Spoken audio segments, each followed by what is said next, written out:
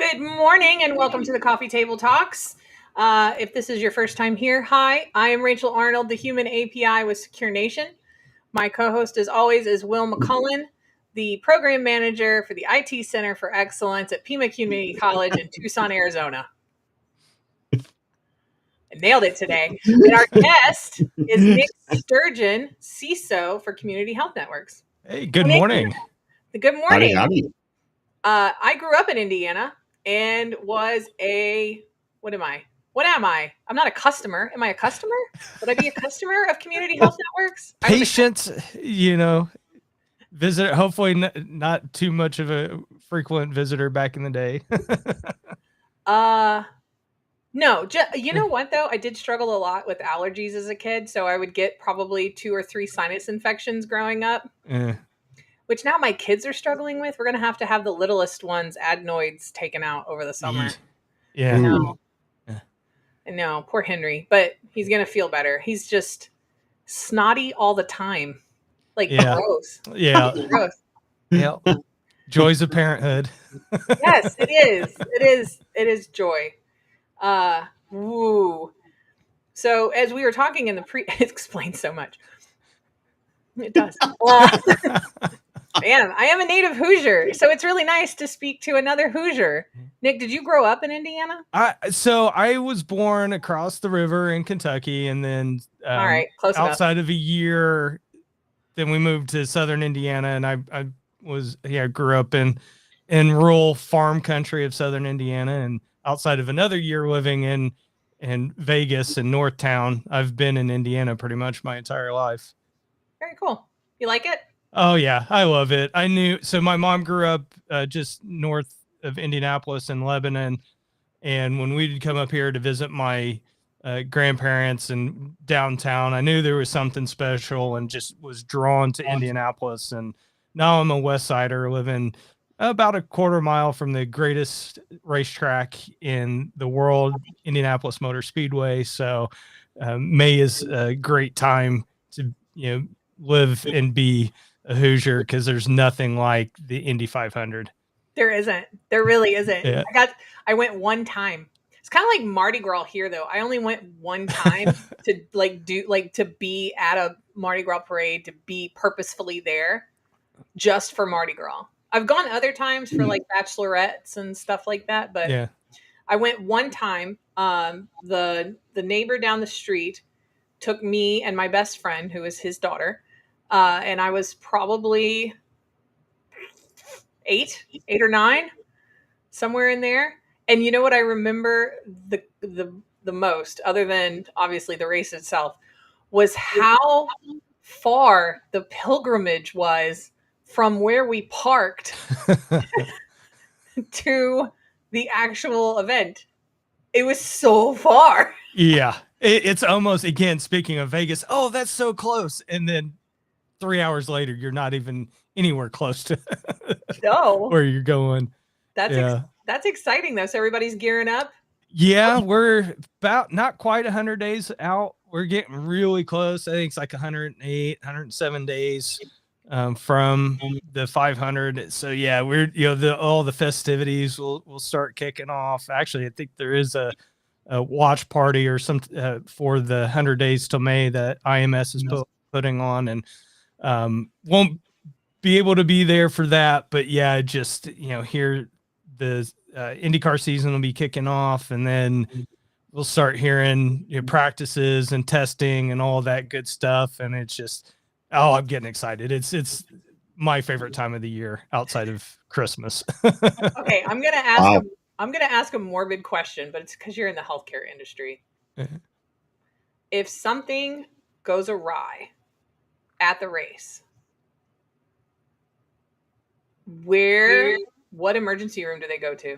So it depends. Like, there is a infield hospital that's run by my former employer, IU Health. Yeah. Okay. Yeah. Okay. So there's a full medical staff there that takes care of drivers, and when there's been serious wrecks, they first go there, and then Lifeline is there as well. So if it's serious, and typically if it's even a very serious injury, they're going to medevac out to Health Methodist more than likely. Gotcha. But then it just depends, because you're looking at 350 plus thousand people that are within 2.5 square mile area of It's a INS, lot. and there are a number of contingency plans. And with my prior law enforcement background, when I was a state trooper, I actually was detailed into the infield and was part of building those plans. And there's a number of contingencies and plans on the various things that, if it's a explosion or chemical attack, or if whatever the case may be, they've got plans for that. And it's because it is the single day largest sporting event in the world. I mean, it's what they call a Tier 2 event. So, I mean, the airspace is covered. They've got law enforcement agencies from federal to state and local there, EMS, fire. So there's a lot that goes into making sure that the race fans are safe on race day. So you're not just a race fan due to proximity. You're a race fan because you've been personally involved in a lot of stuff. Yeah. I was spoiled when I was a trooper, getting to be on the starting grid while they're doing the starting ceremonies and national anthem and taps and all of that. I mean, I'm just getting goosebumps thinking about it now. It's so awesome. I've been there. I know what that's like. The empathy is strong in me at the moment. Yeah, and when there are hundreds of thousands of people, you can feel the electricity in the air. It is.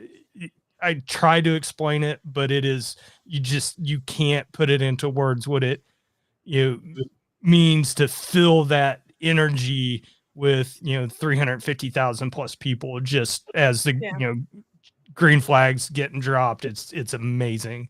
That's awesome. That's very cool. That's how it kind of, they're big into college football around here as a sporting event in South Louisiana, which, by the way, as you know, somebody that's lived in Indiana for a big part of your life, football, but there's a little bit of some trash talking between the Big Ten and the SEC these days. Who's better? The Big there is. But when growing up in Indiana, it was always about basketball. Yep. Always. And it was the huge, and being so close, I grew up very close to Indianapolis and Hancock County, which is just east for those that don't know, in a very small town that now is huge, but it was really, I promise it was small when I grew up there. But the rivalry was between IU basketball and Purdue basketball. Oh, it is still as vicious of a rivalry as it's ever been. Yeah. Like not just a little bit, like violent. Yes. Yeah. Like neighbors not speaking to each other when they family members disowning one another, cats and dogs, It's terrible. It's terrible. I was like, oh, is that sports ball? Great. And you guys, for those that are regulars here or I talk to on a regular basis, my interest in sports ball is not high. It's really not. I like to go because of that electricity that Nick was talking about. Like if somebody invites me to go watch an LSU Tigers football game, I'm going and I'm going to have the best time. Like I may even show up in face paint. Like, it's going to be so fun. But like, other than that, I'm like, meh. But racing, I remember the racing. And then around Indianapolis, there's like these little places for racing too. I remember us going to Kitty? No. Where did we go? We would go and watch on a dirt track buses go figure 8. Yeah. And like crash, like demolition derby. There's a number, Putnamville, which is just west of Indianapolis. They've got a dirt track. USAC is one of the governing bodies for the dirt track racing. Their headquarters is here in Speedway. And it is very, very popular in Indiana and other parts of the country too. But the figure eight racing it's nuts. And that's great for organizations like Community Health Network and IU Health. Because those people make big accidents. Yes. Yeah, it is a dangerous sport, and there have been some fatalities, unfortunately, and broken bones and other things due to crashes, which are the exciting things about the sport, but they're also we love when things get patched up, though. Yeah. And everybody walks away. That's well good. The technology that has come out of the Indianapolis Motor Speedway and the innovation, the safer barriers, seat belts, and the harnesses, and all of the technology that is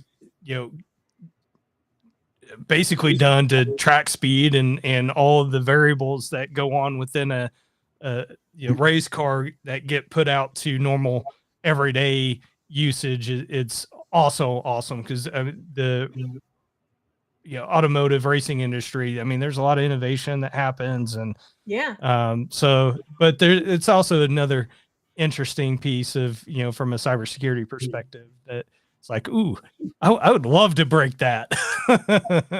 Test, see what I could do. Is a Formula One hackable? Have they done this yet? I'm sure I'm not much into that industry. I know that like Alyssa Knight and some others that are really big into the automotive cybersecurity aspect. So I'm sure it's happening. I'm just not involved in that industry myself. Yeah, I wonder how much intercommunication is taking place between the race cars and the pits and all that kind of stuff on a digital. It's crazy. Yeah. So I'm sure it's only grown since I was working the infield detail, but I was up, they've got one of the tents there where all of the main communication comes into. And so I'm, nerding out and asking questions, and there's sensors and, from antennas to within the asphalt, and, all the 5G technology that I know that's gone into that place, not only to support the fans, but just to support the race itself. It's quite a lot. That's very cool. We're gonna have to put that in a parking lot, Will. You remember Alyssa Knight? We had her on like a few years ago. We'll have to ask her. I don't think she'd done any of she was getting into the automotive research part. She had just gotten off of the banking APIs research that she was looking at and doing some kind of production company thing. I don't know. She's an AV nerd. Yeah. And from what I can tell from LinkedIn, I haven't talked to her in quite a while, but right before she started her production company, but that seems to have taken off quite well. Of course, everything she touches seems to turn to gold. She is awesome. Yeah, she is very awesome. And a lot of fun and very squirrely. I remember the whole time we had her on the coffee table talk, I was like, I don't need to be here. Yeah. Alyssa's driving the conversation all by her lonesome. Oh yeah. Well, so when Mitch was setting up the security leaders village for DEF CON, and we were part of that board, that it was crazy. I mean, again, very high energy, but it was fun to just kind of observe her work. She's very high energy. Yeah. Very much so. So you mentioned coming from police force. Yep. Yes. Yep. So how does one, did you always want to be a police officer? Is that how you got into that? Yeah. So my uncle was the chief of police in this real small town in northern Kentucky. So I grew up around him, and it's like, okay, just kind of idolizing him as a small child, and the guns and the police car and all that fun stuff. And as I got older, I wanted, it's like thought about doing a career in the FBI. And then as life happens, when I was out west, I applied for a police academy, got in, some other things happened, ended up leaving and actually coming back home. And then the opportunity to apply for the Indiana State Police 67th Recruit Academy happened and was able to get in. And it was because of my IT background, I was able to kind of differentiate myself from all the criminal justice, majors and focus, and was able to get in. There's about 6,500 people that applied for my class for 150 spots. Wow. Yeah. Highly competitive, and able to get in, and just, in college, the one information security class that they offered, back in the early 2000s, I took, and it's like, I knew this was, information security back then, or as it's, evolved into cybersecurity now. I knew that was just a passion of mine. Just wanted to get into, again, I'm an IT geek. Always been messing with computers and all of that stuff. So it's like, might as well make a living out of it. And just that, to be able to go from the enforcement, going after, when I was doing the cybercrime stuff, is mainly crimes against children, because that's really at a state, local level is really where the focus is at. The network intrusion, the hacking stuff is really, again, more of a federal focus because of the international nexus there. And even at that point, almost 10 years ago now, when I had left state police, the knowledge and the skills that these agencies have just wasn't there. So it was really, again, more of a federal agency focus. But it was fun to be able to enforce, get to be geek, but also do the law enforcement side of it too, breaking down doors and going after bad especially folks. Whenever those are the crimes. Yep. Right. Yep. There's a bigger sense of, I'm gonna stomp you in the face with the law. Yeah, I mean, it really does take a toll, because I've got daughters, and seeing, having it get at that time, their ages, and seeing this stuff, it was just, it was very personable. Just to go after these individuals, and it wasn't just guys; it was women too, unfortunately. So yeah, just good to get those people off the streets and behind bars. Yeah, I used to work very closely with an organization called the Innocent Lives Foundation. It was founded by Chris Hadnagy, who's a social engineer out of Florida. And Chris has written several books on social engineering. Well, he started coming across these terrible things that people were storing on their computers, and then trying to work with law enforcement to hand those over so that they could prosecute. And he learned a lot about how those things needed to be very carefully handled so that they couldn't be deemed like corrupted evidence or something in court. Break chain of custody. Right. Yeah, that. Yeah. Sorry, I am not in law enforcement. Can you tell? So he started the nonprofit, and it's a group of volunteers that do what you were doing, right? But in a way where it's child predators online, going after the child predators online kind of thing, and really being able to pin down their locations and who owns it and all that stuff. So I've been very close to those situations. I also had the weird, fantastic, and also terrifying opportunity to be selected as a member of a grand jury for my district. So I didn't know going into that there was a difference between regular jury duty and grand jury duty. Mm-hmm. Right. I don't watch criminal shows that hard. And you, instead of one case or whatever that you may hear, or just a day of a couple of cases, you are part of that for 6 months, and you have to show up every time that the district attorney office calls you to hear a slew of cases. And the only time that cases are brought before the grand jury, at least in my district, is whenever the penalty could be death or life in prison. So most of the crimes that are flagged as that's going to likely be one of the punishments they throw at you, are usually sexual in nature or murder. and all of the sexual in nature ones were crimes against children. Mm-hmm. I never want to do that again. Yeah, it takes a psychological toll. It's terrible. Definitely. Yep. I should probably see a counselor. It's really bad because they give out all this evidence to you, and you have to look it all over. Mm-hmm. And sometimes the evidence is even like the kid's testimony. Yep. And it's like, ugh. Yeah, gut-wrenching to say the least. It's terrible. It's terrible. I just that's why also for anyone who's on here, any student along those lines, because right, Nick, I come community college.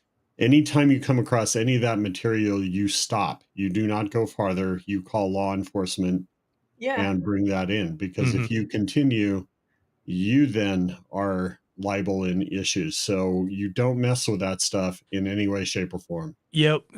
The mere possession of it, regardless of intent, is enough. So yeah, it's they, and rightfully so, the laws are there to really, there's no ifs, ands, or buts. It's, so it is. Yeah. And, for those that are, doing digital forensics work, or, do it just even computer support or whatever, come across it in their enterprises. If it's there, it's like, you're right. Stop what you're doing.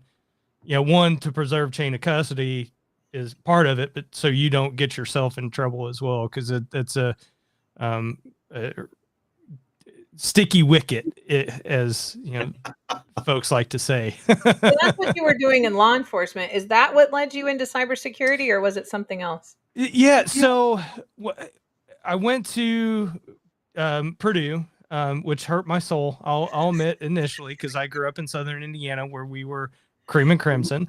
Oh, buddy. Yeah, I know. And one of my good friends who's still on the state police still likes to remind me when I see him and give me a hard time. But I was a rebel. I went to IUPUI for 3 semesters. Yeah. Which is no longer IUPUI. Yeah, they split it up to IU Indy and Purdue Indy. But that's a whole nother which is really upsetting, because now if I go back to search for my credentials, some of them come from each. Yeah. Yep. Thanks, guys. Yeah.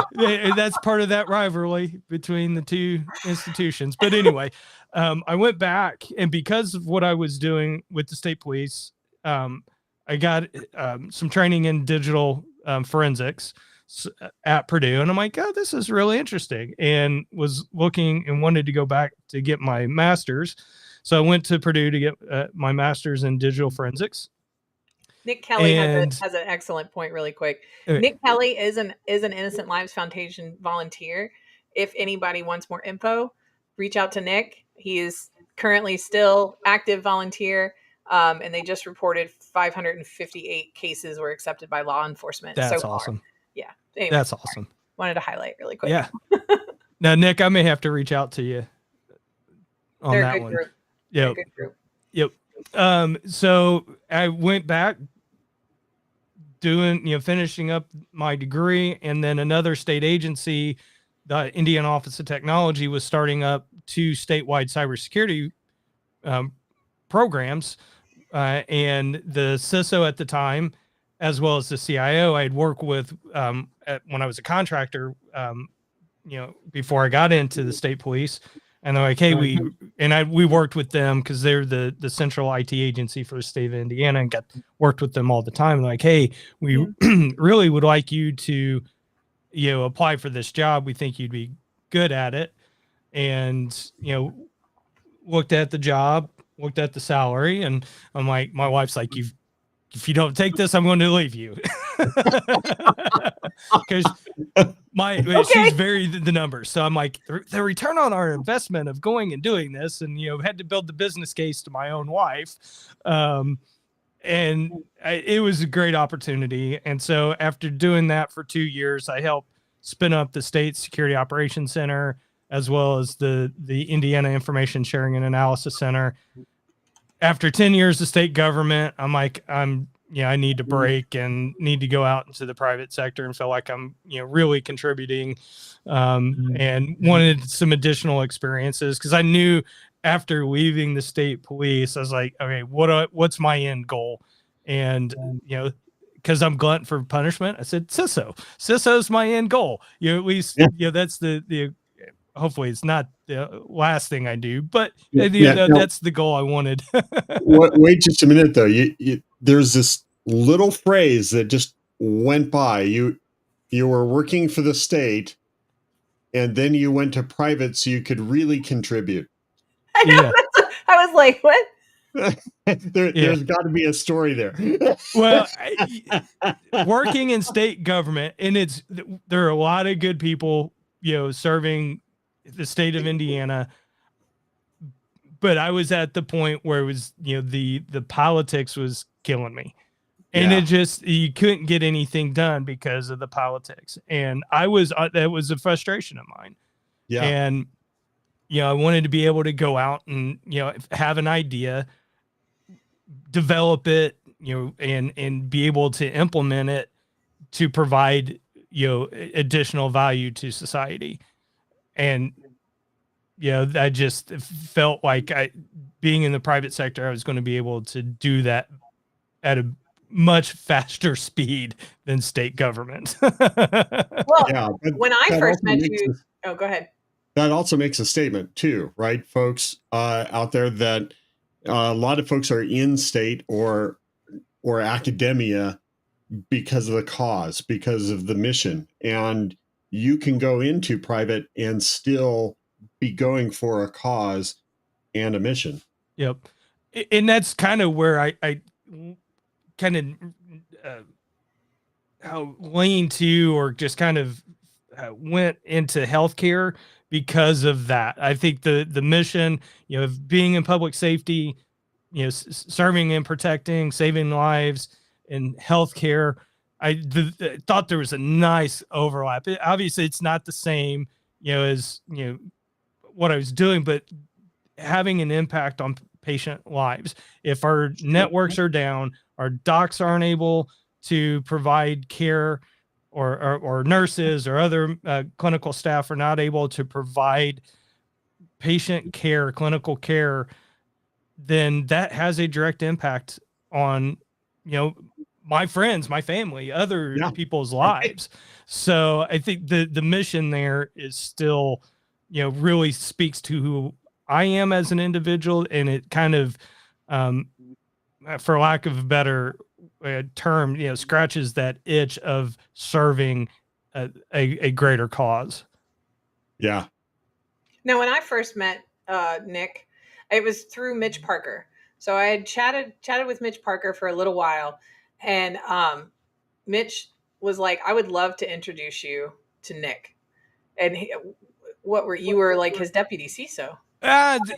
In not in formal terms, but it was the number 2 security guy at IU Health under Mitch. And I had met Mitch through some of the state cybersecurity work that we were doing. And the company that I went to right after I left the state, Pondurance, we ended up bringing IU Health on as a client. So I got to work with some of the other cybersecurity team there. And after doing the consultancy thing at EY for a while, Mitch had opened up a position. So I reached out, Mitch, hey, tell me about this position, and just, you think, would I be a good fit for that? And he's like, yes. So I applied, got hired, and Mitch has been one of the best mentors, a great friend, and just one of the best leaders that I've had the opportunity to work for. And he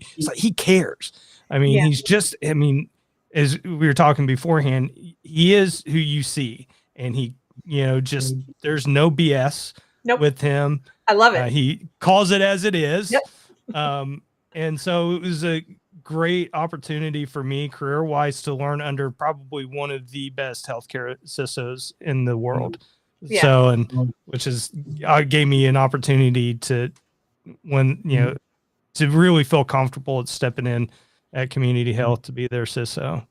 Well, what I loved was what were you working on at the time? You were doing you were setting up similar network, like it was IoT. You were medical doing research IoT. into So I medical set up IoT. a medical device security lab.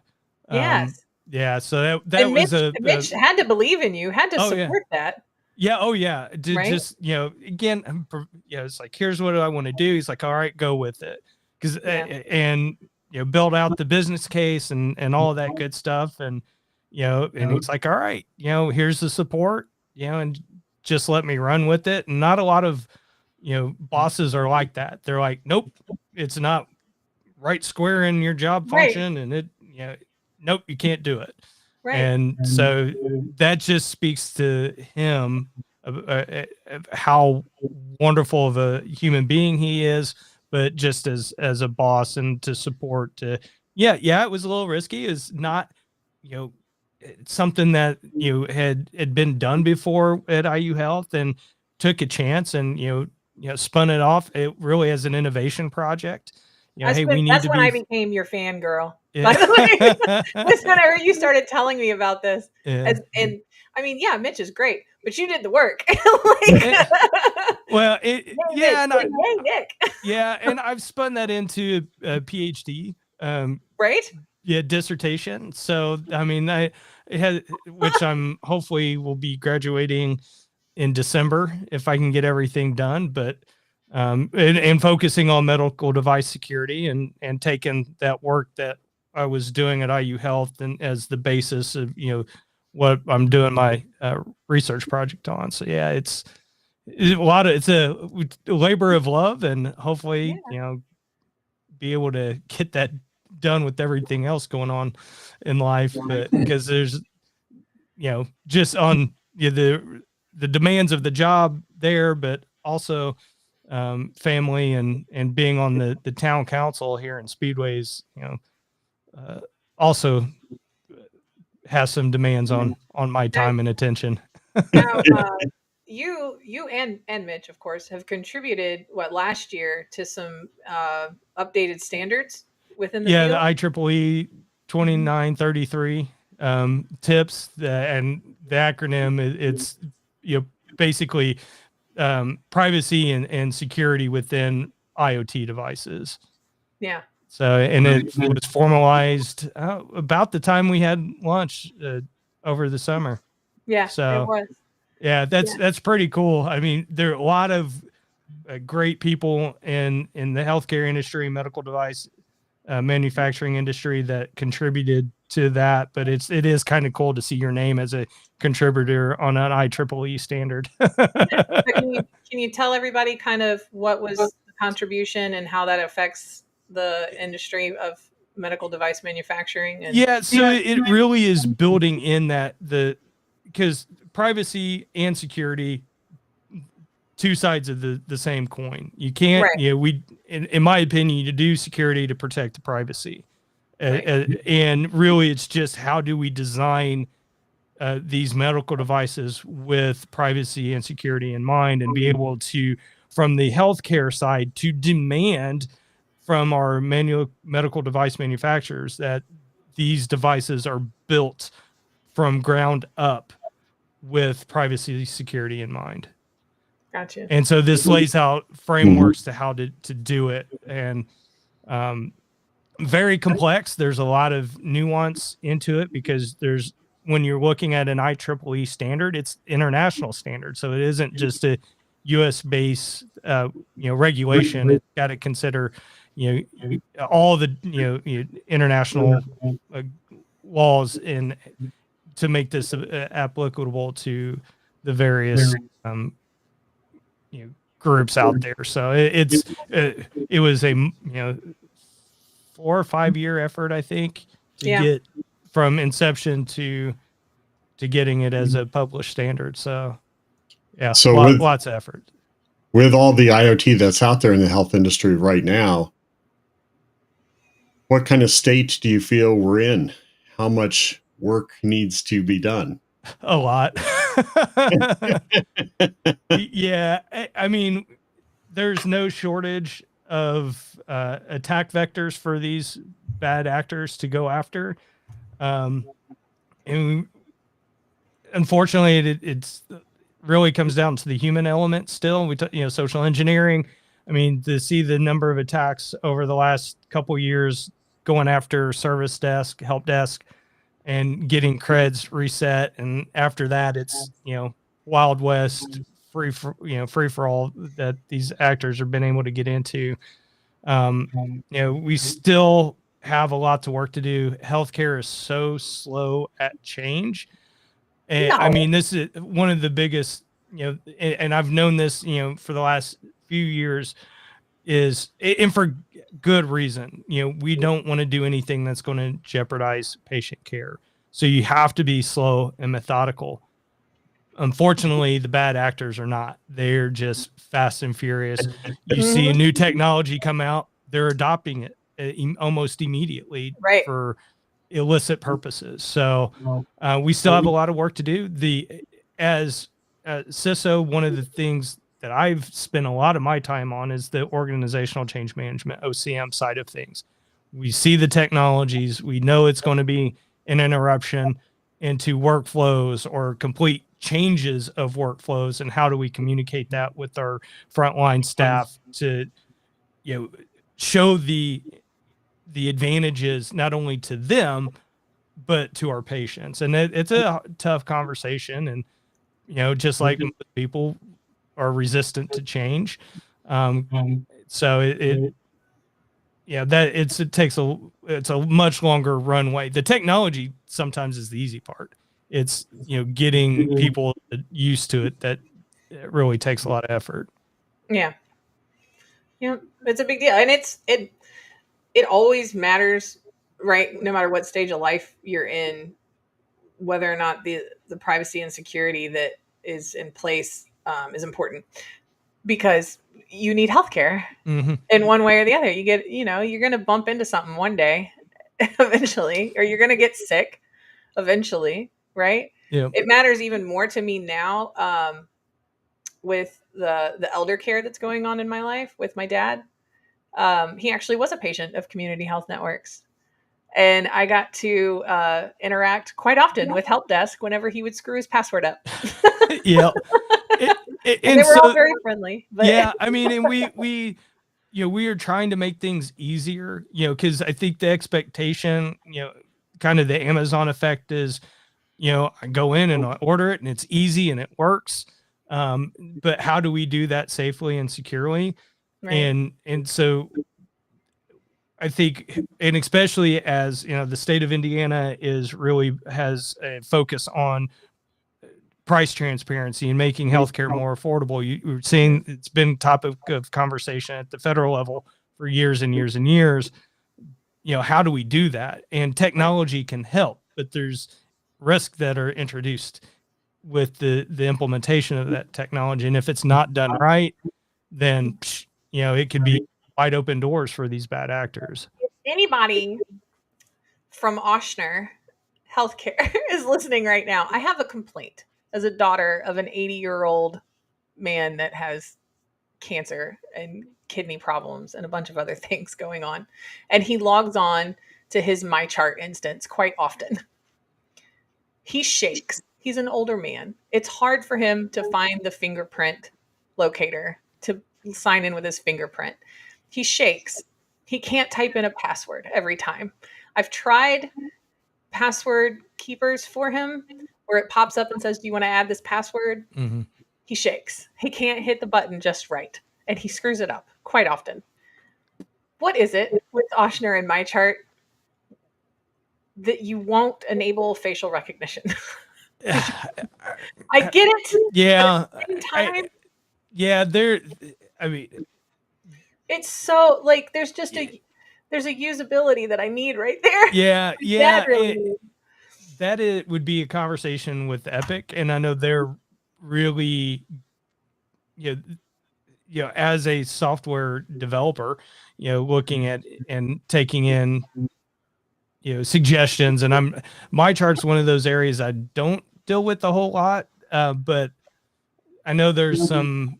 They are constantly updating. I I on know, that, and it's so slow to change. But whenever you said slow to change, that was one of the things that popped up in my brain. Is I was like, the usability and accessibility for all of your patients is not great. Yeah. Not.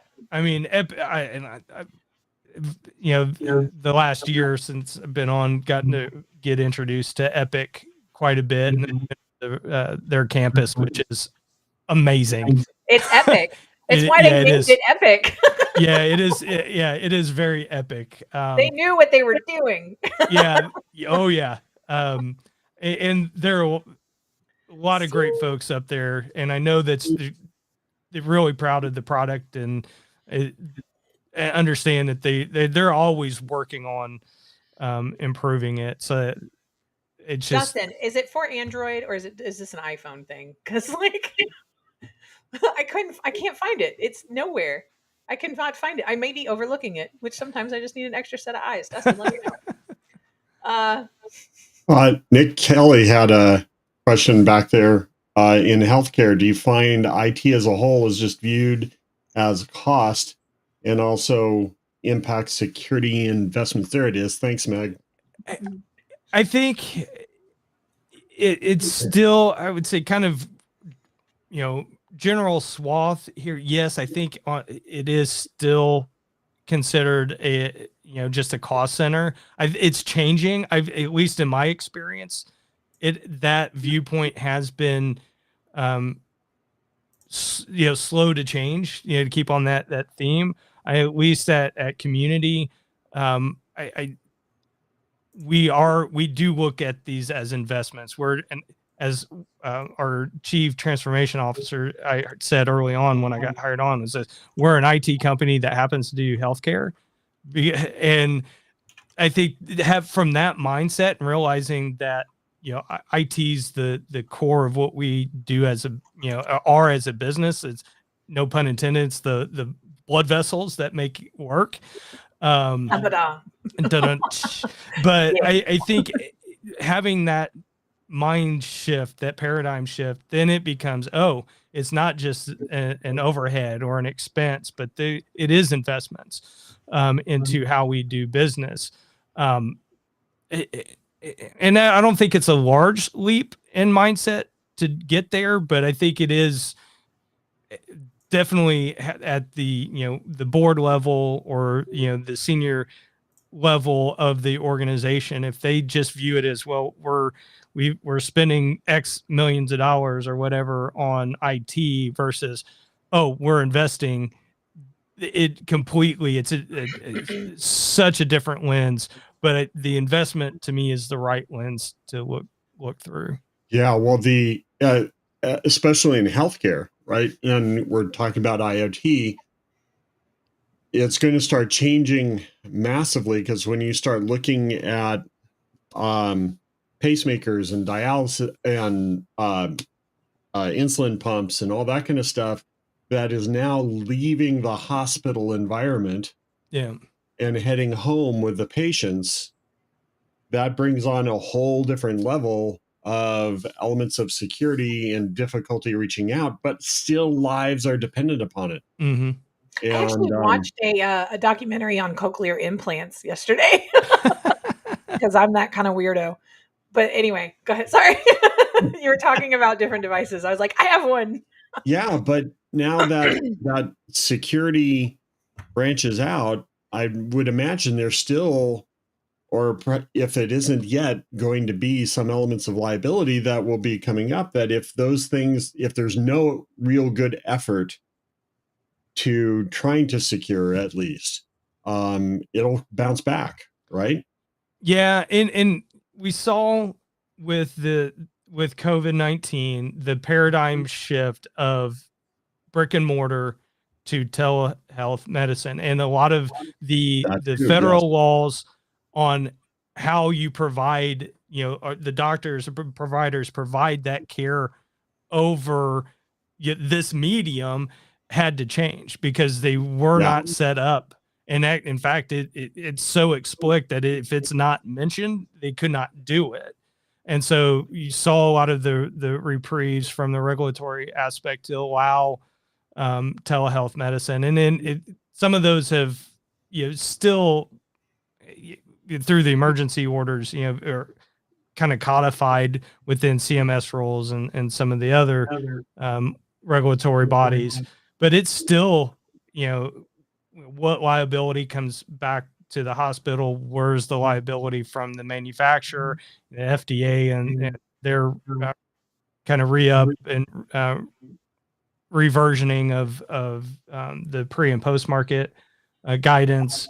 But then there's still just the trust, of allowing that information or that connection that's not coming from the hospital. How do we handle that?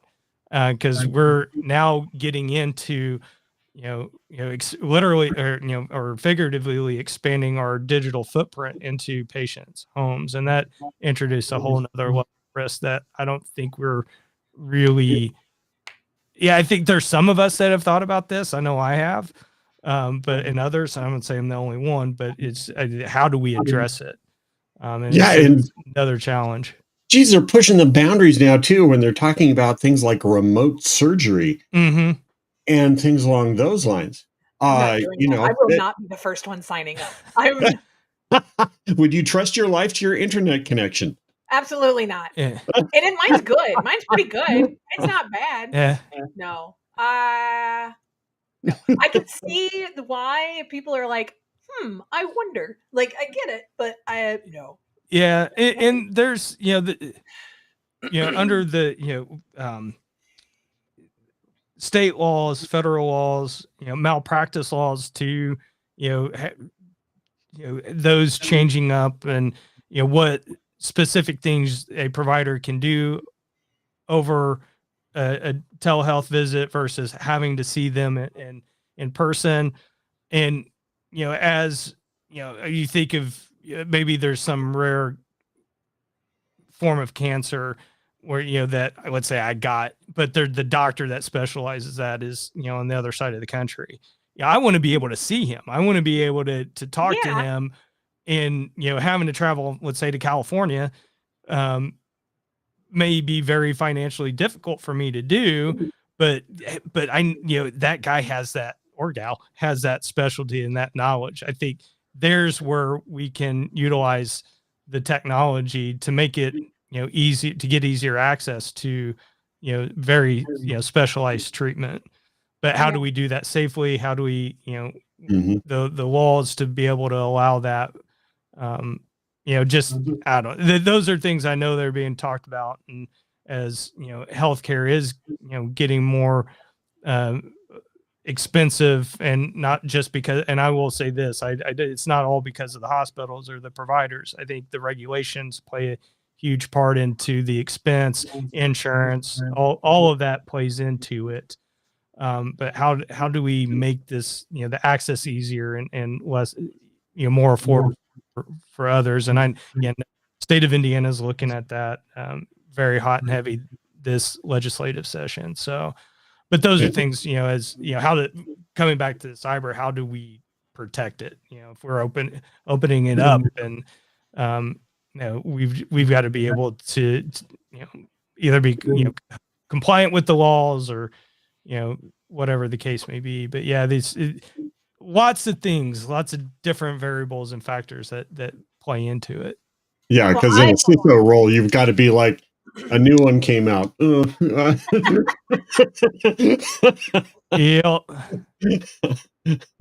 Well, not that I'm not trying to disparage my local healthcare provider CISOs, but they don't answer when I ask them to come on the coffee table talks. And I'm just saying, it makes me feel real good for all my friends and family that still live in Indiana, that you and Mitch are the CISOs over some of the largest healthcare networks that my personal, attachments are patients of.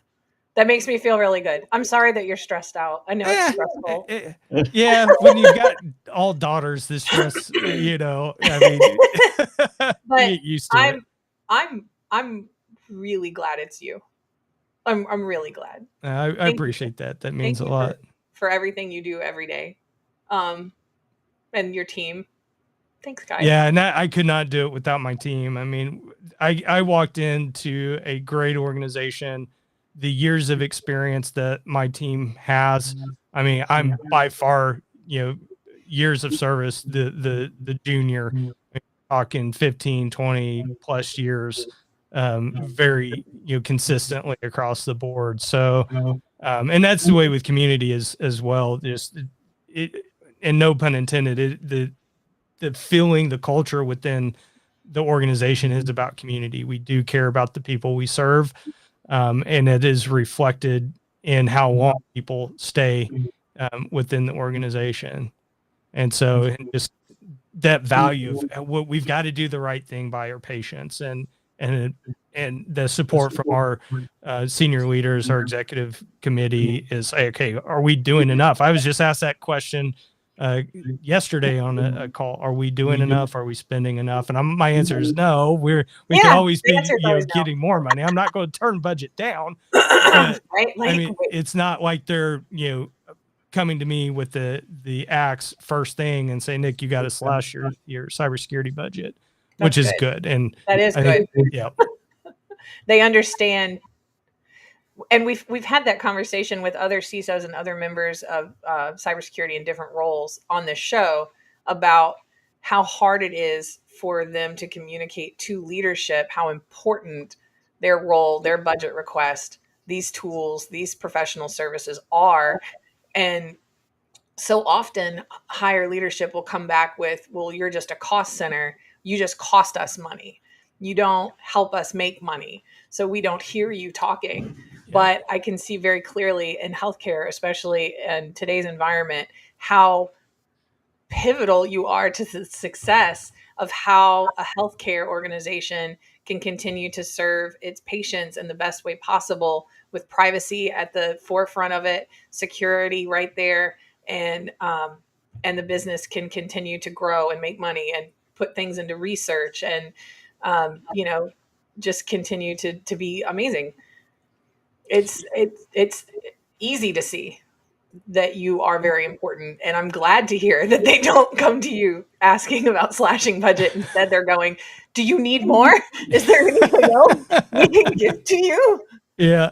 And with that being said, I mean, just sitting here and talking with you, and not just this time, but every time we always talk, I always tell you, if there's ever anything at all that I can do for you and your team, you let me know. I mean it. And it's because I can see how invested and passionate you are about what you do and the people you serve and the people you work with. And that's a good human. And those are the people I help. If you are a suck human, I'm not offering. I'm not offering. Yeah. I don't want to work with you. And John Davis said, I don't have to. So, anyway, that's my final thought.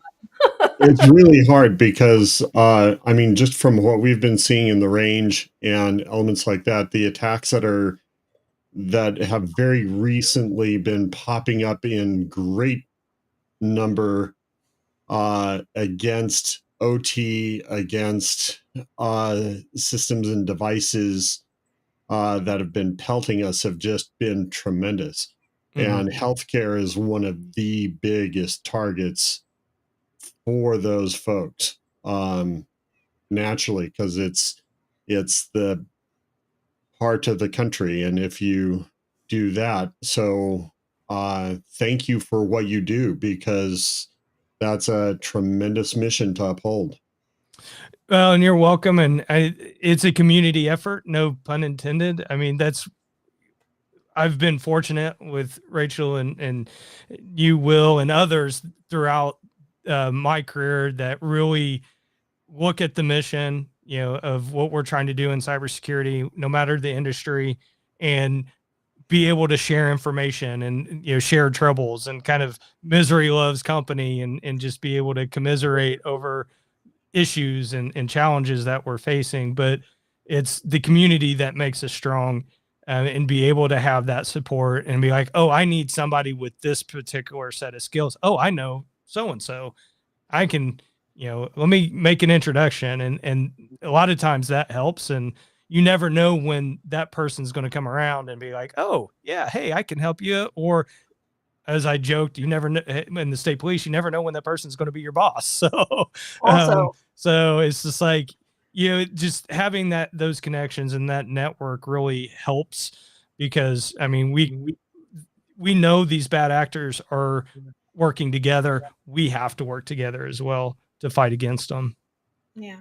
Speaking of networking to build stronger community, don't forget, as a guest of the Coffee Table Talk via LinkedIn, you can access the attendee list and reach out to the people that you may not be connected with, and just drop them a note and a connection request and say, hey, saw you on the Coffee Table Talk, thought we should be connected.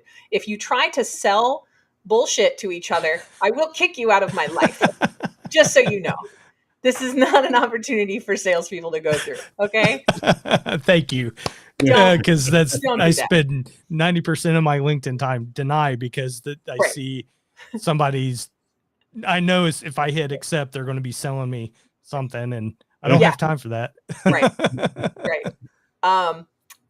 So just saying, I'm not saying that eventually whatever relationship you find here couldn't lead to something like that, but don't make it your first message. Don't be that jerk. Yeah. So in other networking connection things, we are not doing a coffee table next week, because I will be in Arizona with Will at Cactus Con in Phoenix. I'm so excited. I'm spending half of Wednesday, most of Thursday, right? Because we found out that we have to rush to Phoenix on Thursday evening because we're going to go meet with some people.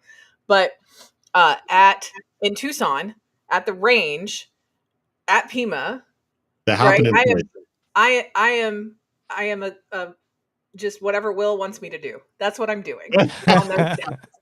That's what we're doing. We're going to we got to find a way to get some medical stuff in the range. That would be a lot of fun. Well, let's connect, because I've got some ideas that I'm doing for my research project that I think would be very cool to kind of replicate out. It would be. See, and I knew this is where you two should be friends. Yeah. I was like, you'll be friends. So definitely hold on after, and I'll show you what that's about. But it's going to be so much fun having Rachel down, because, man, it's always a lot of fun. It is.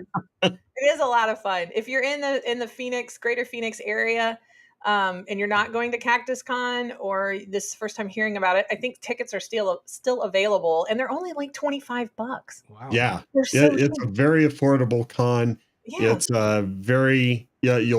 the people are very approachable. You'll have a lot of student as well as business head types around there. So, it's a great combination to just come and have fun at a very grassroots level. So definitely check it out. You'll have a good time. So that's next week on the 14th and 15th. Again, if you're in the greater Phoenix area on the 14th or the 15th, reach out to me or Will. We'll be happy to tell you where we're going to grab a bite, and you can come along, right? Heck, who knows? I may even pay for your dinner. Like, come on. It'll be fun. So not next week. The next time that we will be doing, that's my alarm that says I should be ending. The next time that we are doing this is on February the 21st with Hardik Mehta, the cyber risk management from Uber.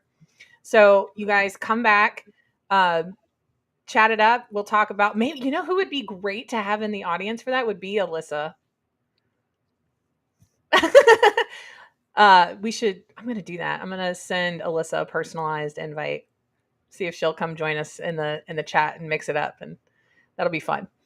So come back for that. That event will be up and ready to go this afternoon. So follow the Secure Nation LinkedIn for that, or you can check out the YouTube channel at the Human API, all one word, and find your alerts there. I also, just in case you wanted to know, I do this across Facebook through the Secure Nation site as well, or Secure Nation account, as well as from Twitch, because I'm a gamer, and you didn't know that. And I just thought that would be a good thing to do. I occasionally get some bots in there that are really fun, and then we go play with them later. But anyway, we'll see you guys in 2 weeks. And there might be some kind of squirrely fun Rachel suddenly live from LinkedIn from Cactus Con. I don't know yet. I don't know. It depends on how I feel that day and how the vibe is. You know what I mean? I don't want to bring anybody into like a sad or non-exciting vibe. Just watch, right? That's not fun. But if we're doing something fun, I'll go live suddenly. Anyway, thanks, Nick. Yeah, thank you. Awesome conversation. I really appreciate it. I almost teared up at the end thanking you for stuff. It's bad. Oh yeah, don't depart right away either. Hold on after. Yeah. I gotta go touch up my eye makeup. And we'll see you guys in a couple of weeks. Thank you so much. This is the part where we wave and smile. Cheerio, folks.